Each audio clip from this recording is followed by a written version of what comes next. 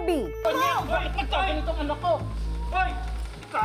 Saan hahantong ang pag-aaway ng dalawang tatay? Takot na po yung nararamdaman ko. At ano ang magiging buhay ni Iking sa high school? Patuloy nating subaybayan ang kwento ni Enrico Iking Caspe dito lang sa The 700 Club Asia. Susunod na.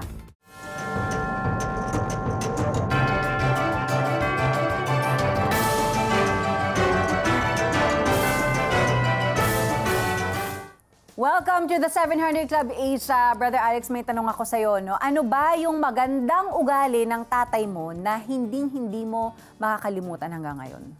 Well, yung tatay ko kasi, he was a public school teacher. Okay. At siya ay napakabait. Parang hindi ako pwedeng maging yung mapariwala kasi.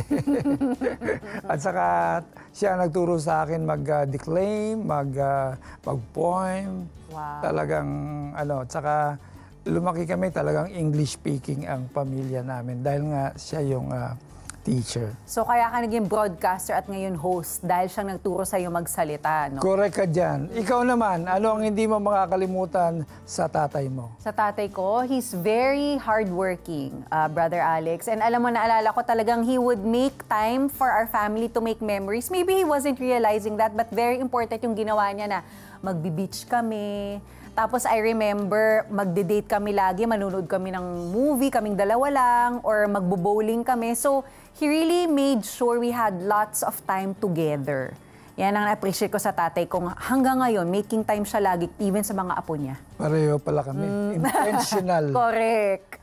So, gaya natin, may mga makabuluhang kwento rin si Iking tungkol sa kanyang ama. Isang amang matapang na ipinagtanggol sila mula sa mga taong umagrabyado sa kanila. Ngunit dahil sa pangyayaring yun, nagkahiwa-hiwalay ang kanilang pamilya. Ano na nga kaya ang magiging kapalaran ni Iking at ng kanyang mga mahal sa buhay? Narito ang pagpapatuloy ng kwento ni Iking Caspe. Galing siya sa bukid, may dala siyang pantabas ng damo. Pagod siya. Then, pagdating niya, makikita niya yung anak niya, mga anak niya at saka asawa niya na minumura na. Nagtanggol lang niya kami. Dahil sa nagawang pananakit, napilitan ng ama ni Iking na magtago sa otoridad. Tuluyan silang nagkawatak-watak. Nagtago na po siya. Nandun na po kami sa side ng lola ko. Takot na po yung nararamdaman ko na baka mamaya, baka gantihan kami nung nakaaway niya.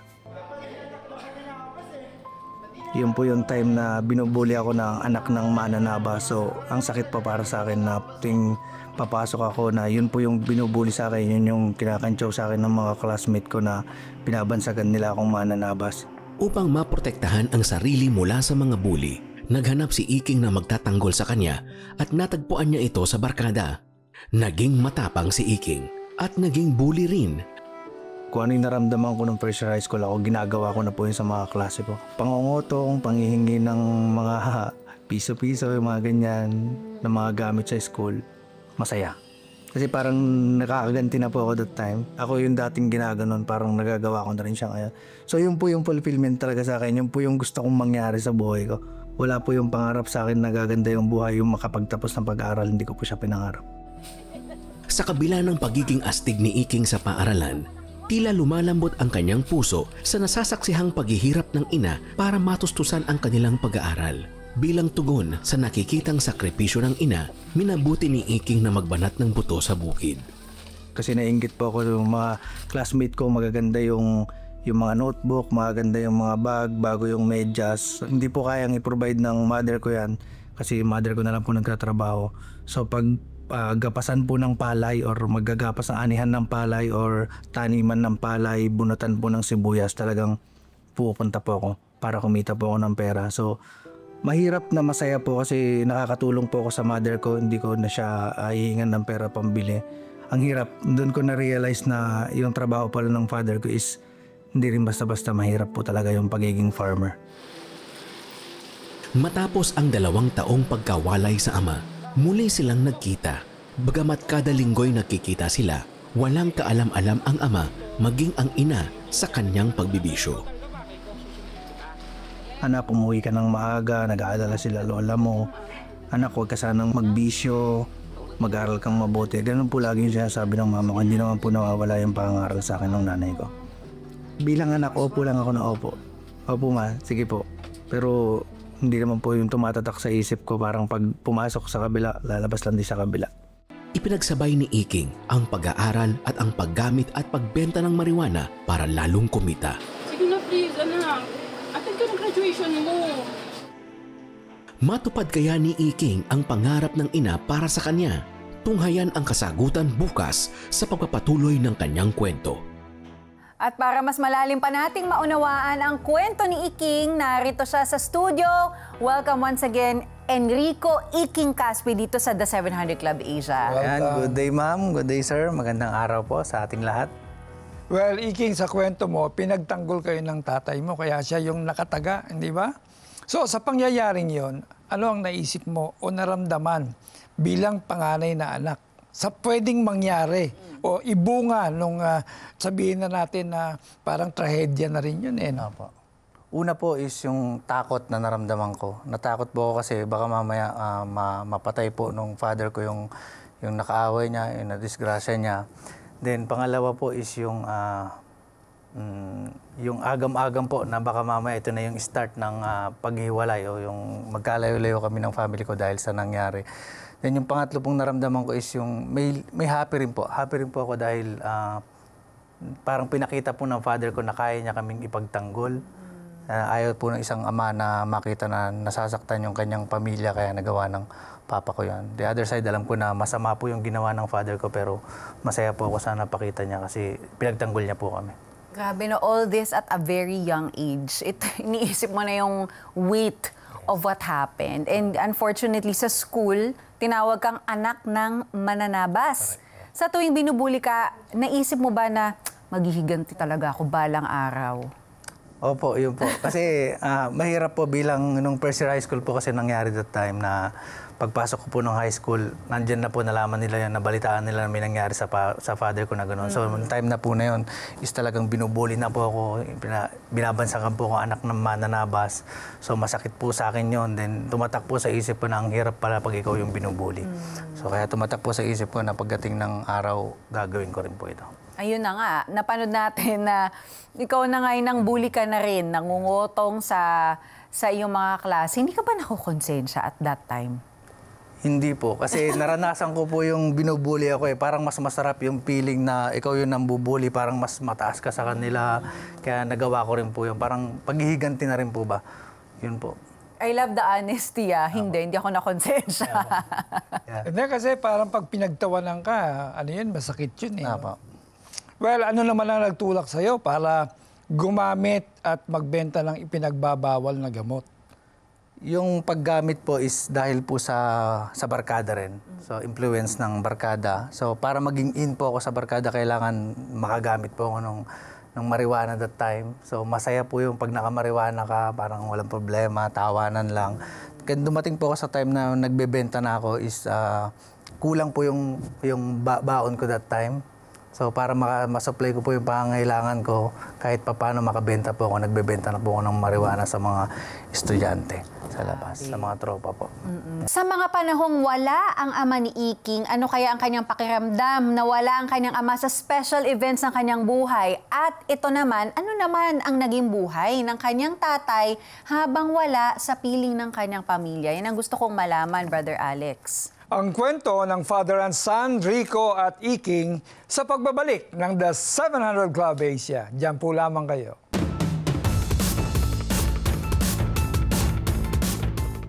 Sa malayong isla ng Santa Maria, Romblon, dumating ang Operation Blessing Mobile Medical Clinic upang maghatid ng libreng konsultasyon, gamot at operasyon. Big support na nakakatulong talaga ang medical mission. Kung hindi po kayo ginamit ni God na dito na sa Romblon sa amin, napakalaki po ang expenses namin, mga gastos. Wala akong mapagpunan masyadong pera. Thank you kay God dahil si God, the one protected my life. Siya lang po may hawak ng buhay natin. Thank you po sa Operation Blessing. Sa tulong ng donors at volunteers na ipadama natin ang pag-ibig ni Kristo. Kaibigan, maging katuwang ka rin Partner with us in bringing healing and hope. To give, you can visit our website, cbnasia.com/give, scan the QR code on the screen, or call the numbers being flashed. God bless you as you give. Sa modernong panahon, karamihan sa ginagamit natin ay may halong kemikal. Kaya mahalagang malaman ang 5 susi para labanan ang sakit at magkaroon ng malusog na pangangatawan. Pagtibayin ang kalusugan sa tulong ng mga bagong kaalaman ng medical experts sa Boost Your Immunity. Get exclusive streaming access to this 5-part video series kapag nag-donate ka ng 2,500 pesos o higit pa sa CBN Asia. Just scan the QR code. Restart a healthy lifestyle. Boost Your Immunity.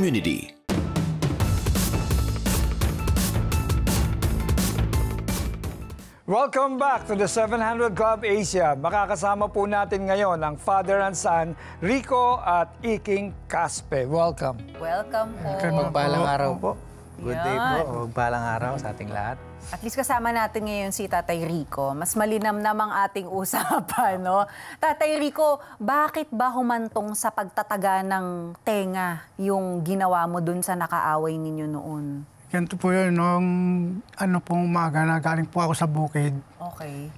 Maaga po akong lumusong at umuwi ako nagugutom. Kakain sana ng almusal. Nabutan ko po yung asawa ko, inaaway nung kapitbahay namin na pinakabilas ko na rin. Ang inabi ko sa bilas ko na tama na yan, bilas at nakakaya sa kapitbahay. Hindi niya ako pinakinggan at sinamon niya pa akong tagayin ko siya. Di sa dumilim paningin ko, nabigla ko siyang tagain. Yun pong nangyari sa nataga ko siya. So parang pagod ka na, gutom ka pa, hinamon ka pa. Hinamon pa po ako niya. Tinaga mo na. Yes po. May gulay. Kaya po wag tayong makikipag-away ng gutom pa na. No? Mga ganun ang mangyari. Ikaw ba, Iking, at that time na, yun na nga, unfortunately, syempre, after this incident, si Tatay Rico kinailangang umalis para magpalamig. No? Nung wala yung iyong ama, paano mo pinapaliwanag sa mga taong pag may nagtatanong, saan ba yung tatay mo? Ano usually sinasagot mo? Ang sinasabi ko po that time is hindi ko po alam. Hindi ko alam kung nasan siya para hindi po malaman kung saan nagtatago. Yan. Yun po yung sinasabi ko, hindi ko po alam. Pero alam mo talaga kung nasaan siya? Yung time po na yun, opo. Okay. Yes po. So kayo naman, Mang Rico, ano ang naging buhay mo habang nagtatago ka sa mga otoridad nung panahon na yan? Malungkot po at natatakot. Tsaka naalala ko po laging pamilya ko. Hindi ko po mangyayari sa akin yon na mapapalay sa pamilya ko. Hindi ko na nga po sila naasikaso ng dahil sa mga bisyo ko nung araw. Iiwanan ko pa sila na wala sa ayos. At that time po, Tatay Rico, nung wala kayo, syempre malungkot yung buhay, hindi mo sila kasama. Nagpatuloy pa din po ba yung bisyo sa droga, sa iba't iba pang bisyo habang nagtatago? Wala na po yun, ma'am. Hindi ko na naisip po yun dahil sa takot na po. Baka lalo madagdagan yung naging pangyayari sa akin na iniwasan ko po yun. Ang inaano ko na lang po, nakakatakutan ko lang po yung mahuli pa ako, yung makakita rin ako nung nasaktan ko, magantihan ako at saka yung magantihan yung mga anak ko. Ano pong pinagkakaabalahan yun nung nagtatago kayo? Naghahanap rin po ako ng trabaho para sa sarili ko rin po na para ma-survive ko rin po sarili ko na Habang malayo sa pamilya. Po. Iking, gaano kahirap yung buhay na wala ang tatay mo? Kasi mahirap nung kasama mo siya dahil hindi kayo masyadong nag-spend time, hindi kayo masyadong nagkakaroon ng quality relationship bilang mag-ama, no? Pero ano yung pakiramdam na mismong nawala talaga yung presence niya totally, lalo sa mga special events sa buhay mo? Nung bata po ko, hindi ko nararamdaman na mahirap na mawalan ng ama. Pero nung habang lumalaki po ako, doon ko po nararamdaman na mahirap po pala yung mawalan ng isang ama sa tahanan. Walang mag-guide sa'yo, walang magtatama sa maling ginagawa mo. Wala siya dun sa mga dapat kasama siya sa pupuntahan namin. Wala po. So mahirap po para sa akin bilang panganay. na walang padre di pamilya na magtatama sa mga ugali ko, sa mga pagkakamali ko. So, Tatay Rico, nang magkita kayo ni Iking matapos ang 2 taong pagtatago, ano naman ang na-feel mo nung magharap na kayo ulit? Masaya po ako nung nakita ko po si Iking, nung nagkita kami sa titira ng misis ko nung sa Kabanatuan. Masaya po na natatakot po dahil unang uwi ko po sa kanya yun. Nung umiiwas po ako nung time na yun, talagang takot at masayang nararamdaman sa puso ko. Naisip mo po ba, Tatay Iking, paano ka makakabawi sa panahon na nawala ka?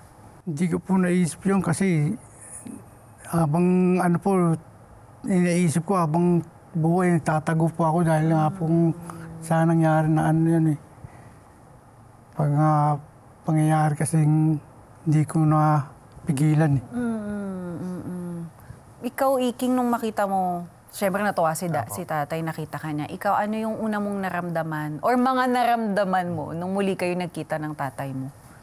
Yung una ko po naramdaman is yung tuwa, yung galak po talaga na nakayakap po ulit yung tatay ko.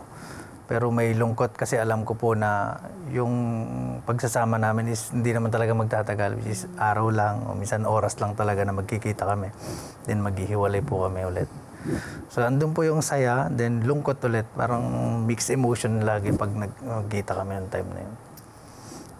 Iking, sa mga panahong wala si Tatay Rico, naging magulo ang buhay mo.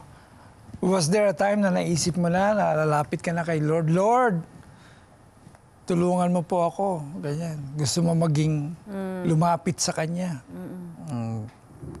Yung time po na yun, hindi ko pa po siya lubos talaga na kilala. And hindi po talaga ako mapanalangin o mapalapit sa Diyos. Hindi ko po talaga siya kilala lubusan. Hindi po ako nagpe-pray ng madalas.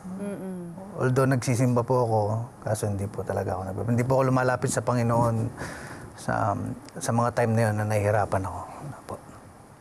Ikaw, Tatay Rico, naisip mo bang, kasi ang gulo na ng pamilya mo, ang gulo na nangyari, naisip mo ba kahit papano si Lord na baka makatulong siya? Ano bang ginagawa niya?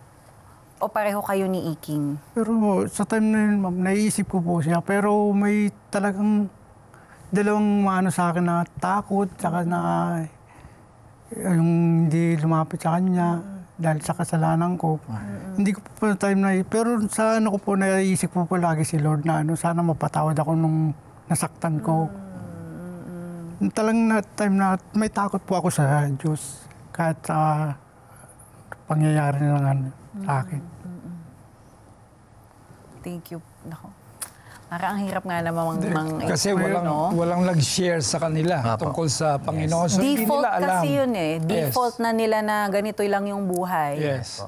Parang ito na yung paghaharapin natin panghabang buhay. No? Tsaka yun din ang nakita ni Tatay Rico sa daddy niya, sa tatay niya. So parang generational, hindi sila masyadong... So parang never nyo naisip na magkakausap tayong lahat ditong panahon na to at magkasama kayo, no? Yeah. So, well, all's well that ends well. Salamat, Tatay Rico at Iking, for sharing your story with us.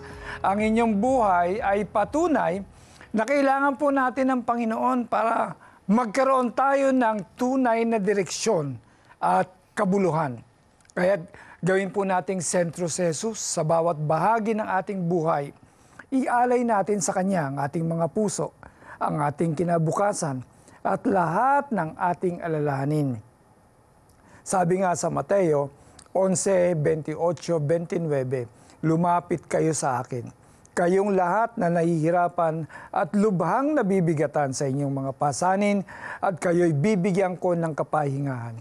Pasanin ninyo ang aking pamatok at matuto kayo sa akin, sapagkat ako'y maamo at may mababang loob. Makakatagpo kayo sa akin ng kapahingahan. Kumusta ka, kapatid? Relate ka ba sa kwento ng mag-amang Rico at Iking? Ang buhay mo ba ay magulo, mabigat, at tila walang direksyon? Then, surrender it to Jesus and find rest in Him. Kung ito po ang nais ng inyong puso, sumunod po kayo sa isang maikling panalangin. Amang banal, tunay nga, O Diyos, na Ikaw ay mabuting Diyos. Ikaw po, Panginoon, ang may tangan ng aming mga buhay. At sa sandaling ito, Panginoon, napanood ko ang kwento ng mag-amang ito, Lord God, si Iking at si Rico.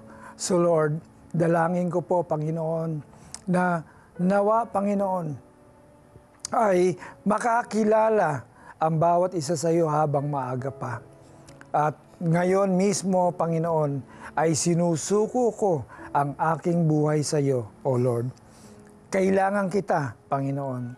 At higit sa lahat, Lord, nais ko po na anyayaan ka sa aking puso at tinatanggap kita bilang aking Panginoon at tagapagligtas. Mula ngayon, Panginoon, tulungan niyo ako na magbagong buhay, na lumakad ng naayon sa iyong kalooban. Salamat po sa programang ito, Lord God, na kung saan ay nakakatagpo namin kayo. At sa panalangin may pananampalataya, naniniwala po ako na bibigyan mo ako ng kaligtasan dahil ito po ang iyong pangako sa iyong salita sa Biblia. Sa pangalan ni Jesus, Amen. Amen. And we want to continue in prayer. As Brother Alex was praying, I really felt like there are people watching na kagaya ng kwento ni Tatay Rico at ni Iking, hindi okay ang relationship ng parents sa kanilang mga anak. We want to pray for that as well. Lord, maraming salamat because you are sovereign and nothing is impossible with you, Panginoon. Na yung mga hindi namin talaga inakala na pagbabago na maaaring mangyari, kaya mo, Panginoon, because you are all-powerful and you are sovereign. And so, Lord, now we ask that you soften the hearts of the people who are watching today, for the parents na magkaroon ng humility, makapagpakumbaba, Panginoon, and that they'll be able to reach out to their children na hindi okay sa kanila. Gayon din sa mga anak na kailangang, Lord, mag-reach out din sa kanilang mga magulang. And we pray, Lord God, for humility, Lord, for forgiveness, to reign in their hearts, and Lord, that through forgiveness, magkaroon ng bagong relasyon ang mga magulang sa kanilang mga anak. Lord, nothing is impossible, and indeed, it is never too late to repair relationships. We also want to pray for those na feeling nila they've done so much disaster or damage sa kanilang buhay, na feeling nila hindi kayo mapapatawad na ni Lord or hindi na kayang baguhin ang inyong sitwasyon. We just want to remind you that there's nothing you can do that can ever ruin the amazing love and plans that God has for you. And if you're willing today, God can fix that. God can change that. So Lord, thank you that there's nothing we can do to make you love us any less than you already do. There's nothing we can do that you cannot change, nothing we can do that you cannot repair or make new. Maraming salamat, Panginoon, dahil pag lumapit kami sa inyo, laging may bagong bukas kaming haharapin. Thank you, God, for the hope. Thank you, Lord, for the restoration. Lord, we lift up to you our kababayans right now. In Jesus' name we pray. Amen and amen. At kung sumabay ka sa aming panalangin at tinanggap mo si Jesus bilang Panginoon at tagapagligtas, binabati ka namin, kapatid, dahil isa ka ng bagong nilalang at nakasulat na ngayon ang iyong pangalan sa aklat ng buhay. Kaya welcome sa pamilya ni Kristo. We would love to hear about this life-changing decision that you've made. So i-text na ang yes, tinanggap ko si Jesus, kasama ang iyong pangalan at lokasyon, at ipadala yan sa 0917-126-1442. Para naman sa ating mga viewers abroad, gamitin ang +63 917-126-1442. At kung ikaw ay nanonood ngayon sa YouTube, please comment, yes, tinanggap ko si Jesus. For those who want to join our online Bible study group, comment BSG para makunik ka ng prayer representative sa ating susunod na online Bible study. Sabay-sabay tayong lumago at tumibay sa ating pananampalataya sa Diyos. Mas marami pang aral at inspirasyon ang naghihintay sa pagbabalik ng The 700 Club Asia, kaya huwag na huwag kayong aalis.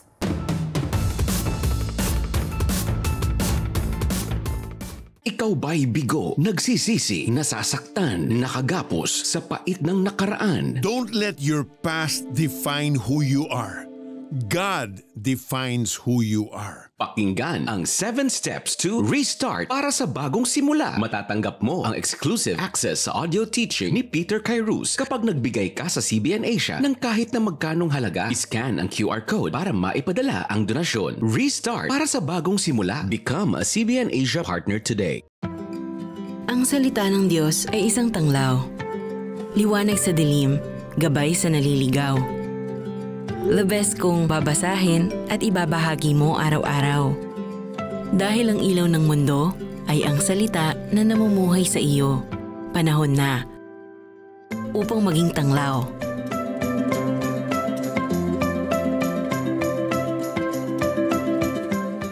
Blessing more people through CBN Asia is fast and easy using your GCash app. Just tap the QR button to scan CBN Asia's GCash QR code. Enter the amount you want to give. Tap Next, then Pay. Send a screenshot of your receipt to CBN Asia via Facebook Messenger or email partnership@cbnasia.org so we can acknowledge your donation. To make future donations faster, save CBN Asia as a favorite biller in your GCash app. Tap the bills icon, choose Add Biller, select CBN Asia, and enter your details. Then tap Save. Be God's hand of blessing. Give today.